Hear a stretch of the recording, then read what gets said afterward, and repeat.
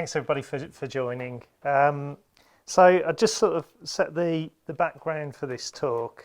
I work for the Royal Marsden NHS Foundation Trust. We're a world-leading cancer research hospital. We've got two predominant sites, one in Sutton and one in Chelsea. But we specialise solely in cancer. We work with a number of partner organisations such as the Institute for Cancer Research. And because of that, we generate a lot of data. We do a lot of clinical trials. And we have some of the brightest minds in the field of cancer globally that work for the organisation.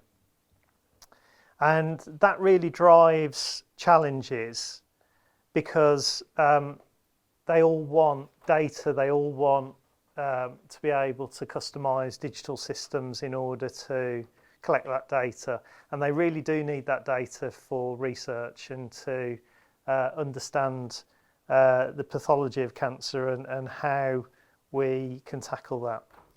And really the challenges we face as the Royal Marsden are actually wider than just our organisation. It's across the NHS, so it comes as no surprise the NHS is under immense pressure at the moment, particularly off the back of COVID, and the workforce has increased by something in the region of 10% over its 2019 levels, and yet productivity has dropped by 10% below 2019 levels, which the government are particularly focusing on. And prior to COVID, Matt Hancock was very much around ensuring that, or asking the NHS and challenging the NHS to improve efficiency through digital technology.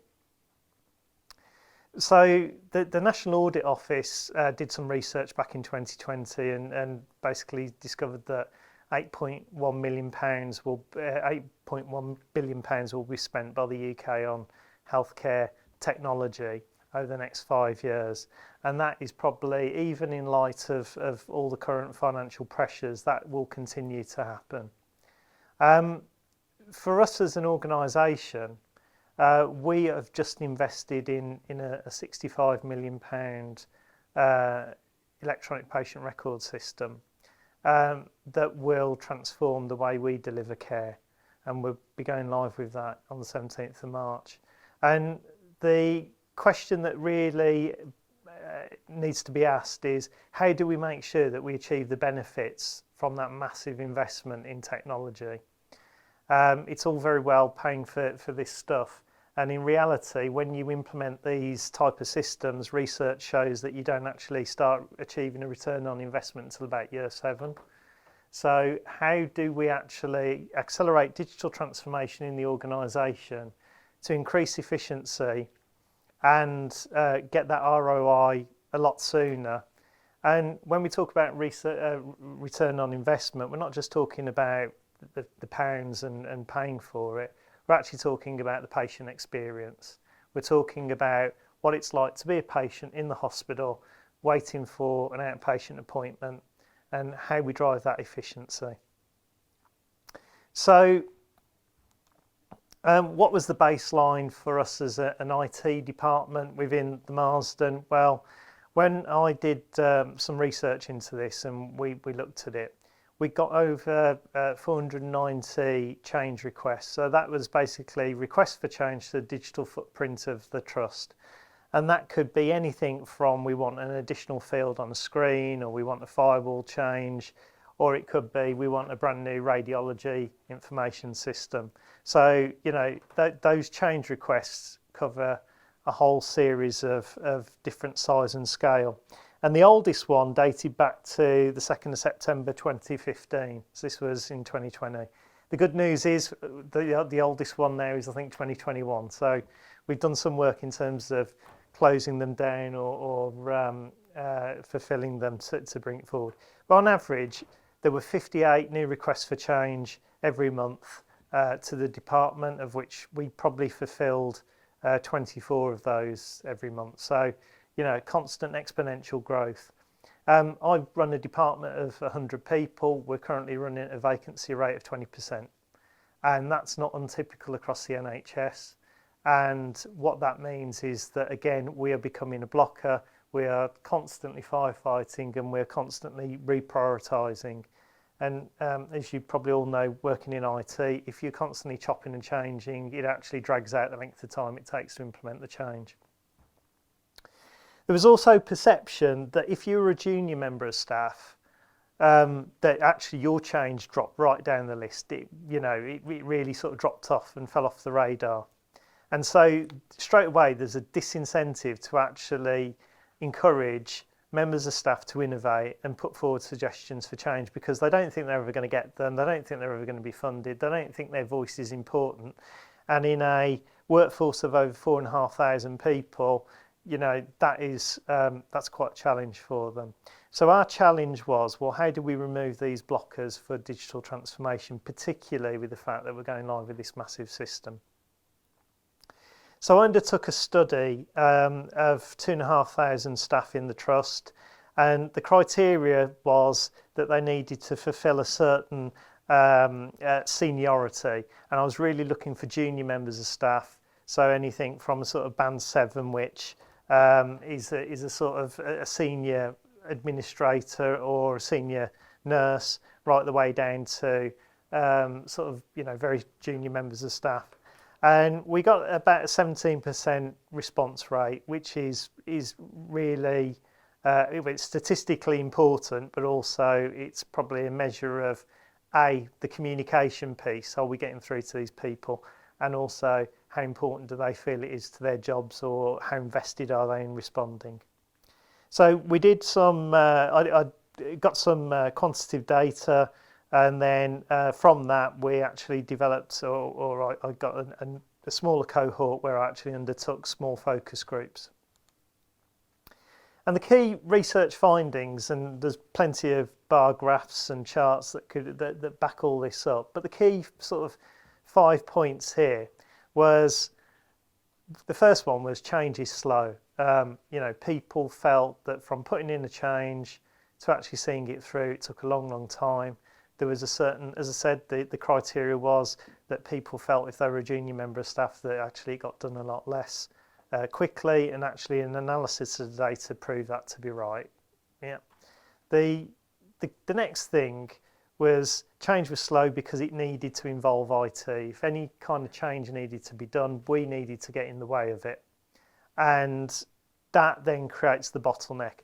So the real question is how can the NHS, in a workforce shortage of IT staff, how can it invest £8.1 billion and do that transformation if a smaller diminishing IT workforce are going to get in the way of that transformation?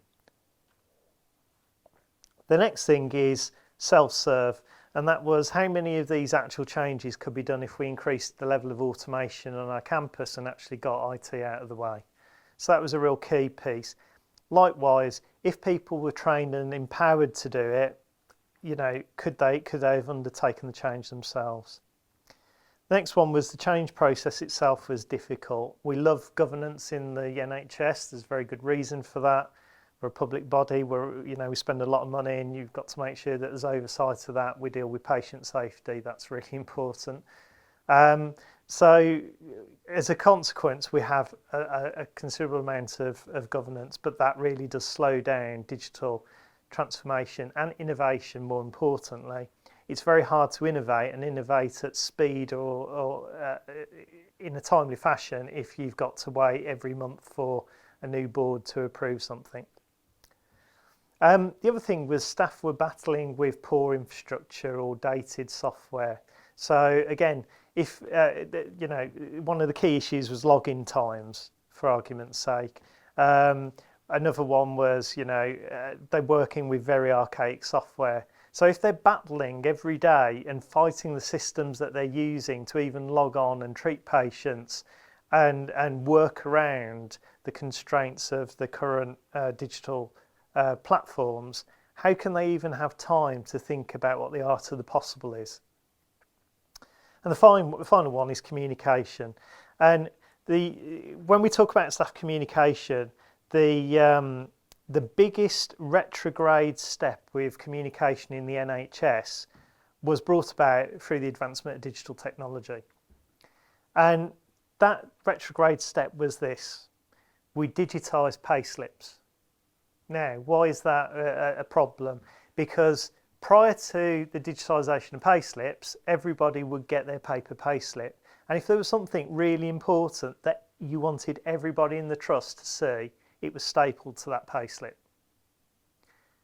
That's all gone now. And consequently, everything's done by email, it's done by intranet, it's done by WhatsApp, a variety of different communication methods, but no particular one lands the target every time.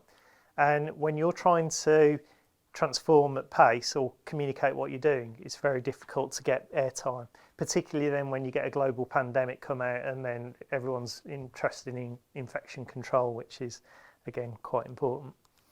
So from the back of all that, I developed the Digital Transformation Acceleration Framework. Bit of a mouthful, but really what it does is it uses the principle of Maslow's hierarchy. So I think we've all heard of it, come across it at some point. But basically, it's a triangle that was created, or a pyramid that was created by Maslow that set out the needs of a human in order to achieve self-actuation and feel satisfied and complete in their lives.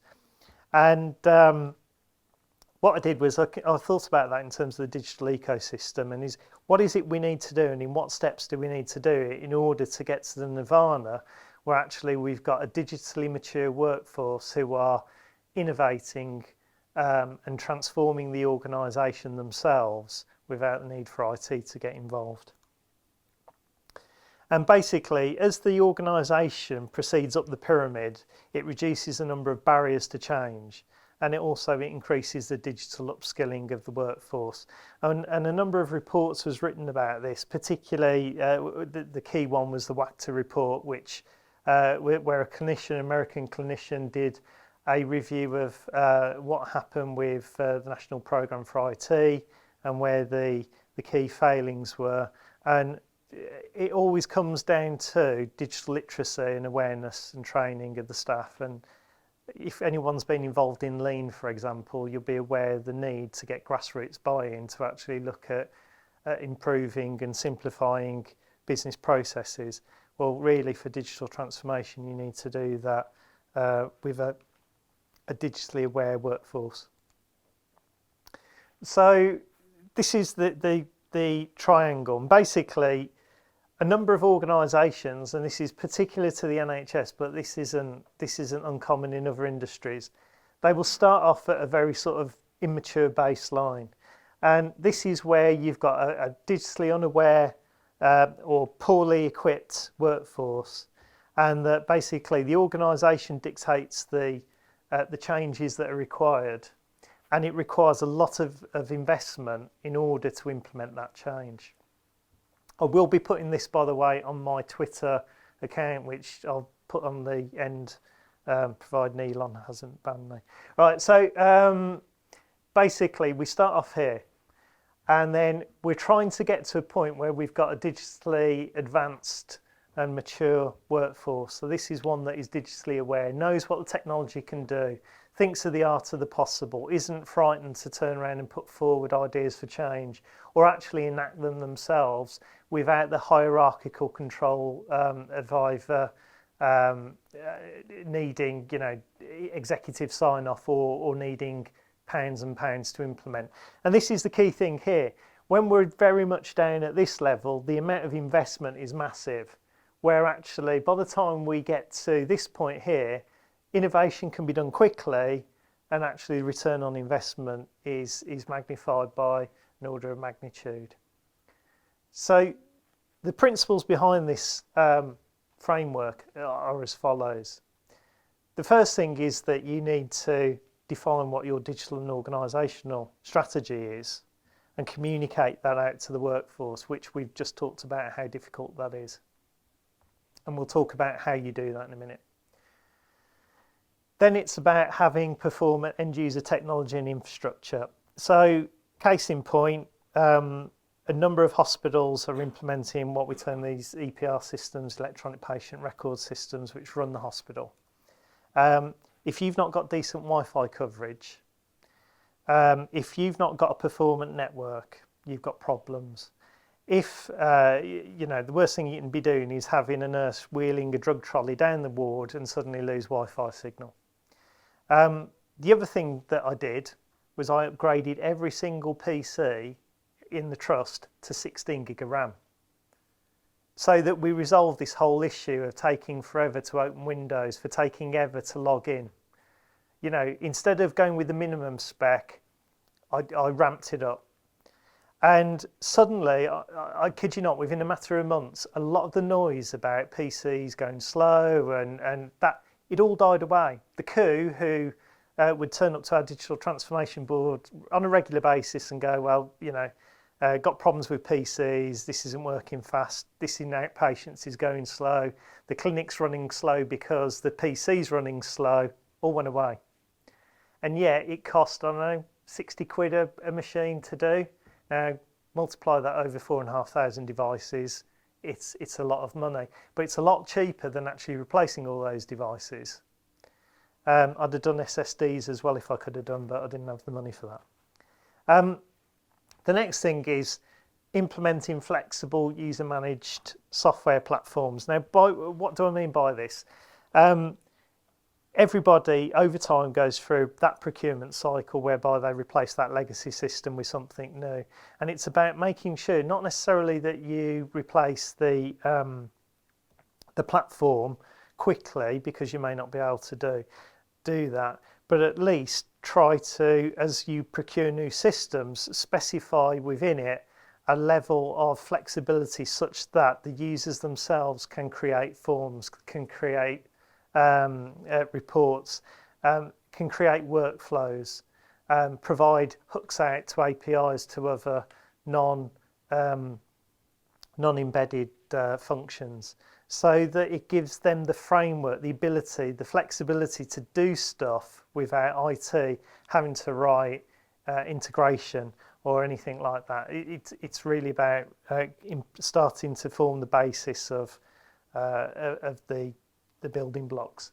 Next one is then system administration training for staff. So again, one of the things, another interesting thing, particularly in the NHS, is that we have mandatory training days for clinical purposes, and we constantly encourage personal development and improvements in clinical practice and training.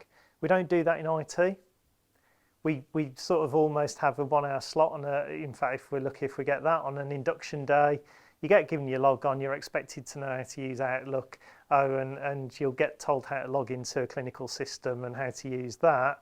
But actually what we don't set and talk about is the broader tool set that's within the trust, the places of information that you go to. How do you go about raising a change? What are the expectations? We don't educate people to that. So again, it's now about improving that. And for those users that are using those systems on a daily basis, instead of just putting all the power in one person who's the system owner for that particular clinical system, it's about creating a broader set of super users, a broader set of communication networks, so that actually it's easy to cascade information out and actually reach out to those people. So if we've got stuff that works quick and we've got stuff that's configurable that doesn't need IT to do it, the next thing's change and the change process. Now, most organisations will have a change advisory board or something similar that will turn around and ratify the change in the digital blueprint and schedule work. The problem is the minute you start taking that away and giving the power to the users, then suddenly the knock-on impacts of something that might be done aren't necessarily appreciated. So, case in point, if we turn around and give power to the users to start creating new lab tests, for argument's sake, and yet there's somewhere in the legacy code of the trust that those lab codes for a pathology test aren't set up in downstream systems, then suddenly you may have a lab code or a lab result that might be important that doesn't get to where it needs to get to. Now, traditionally, an IT department will have some level of awareness and will go, well, what if, and understand that whole broad ecosystem. When you start empowering users that may suddenly become more expert in their area but not in the overall ecosystem, then you've got to somehow get in front of that. And in part, that is training them first off. So the second thing is about consulting with them. So instead of having IT as being the department that does, we become the department that advises. We act in a more of a consultative approach. And then the next thing is actually defining what that new process looks like. So there is some level of informal change control and configuration control, so that at least we're aware of what those changes are and that are up and coming. And then once we've done all that, then we get to the nirvana state of actually people being able to do stuff entirely autonomously within their own areas to improve their own lot in life. And that is a real where we need to get to. So just to sort of recap and look at what the key points are just with each of these lines. The one thing that I want to call out here is departmental representation and ownership within the digital strategy. So we are at the moment consulting with our clinical colleagues about a digital strategy and what their needs are and how we will be supporting that. The next thing is bidirectional communication, and again it's about things like communicating out to the organisation to say, look, this is what you told us was wrong, this is what we've done about it, holding more of those focus groups and looking at defining those KPIs and going back to them as well and saying, well, we've listened to you, this is how we've improved, has it improved your lot in life? Walkarounds, I mean, I can't understate the importance of having a walk around. We've talked about performant end user technology. We've talked about flexible user managed software platforms. But again, it is about making sure that that's hard baked into your procurements of any new of any new platforms, and making sure that users can actually make those changes autonomously. Functional and system administration training for staff, and again here it's about making sure that people are aware, they really need that super user training so they're aware of what the functionality, the full functionality of the product is. So often people get trained in very, very small, narrow channels without being aware of the broader capabilities of the platform. User-centered training change process, and again here it's the importance of training the staff in the importance of governance and also change control. And then finally we get to innovation, which is about creating that self-sustaining culture.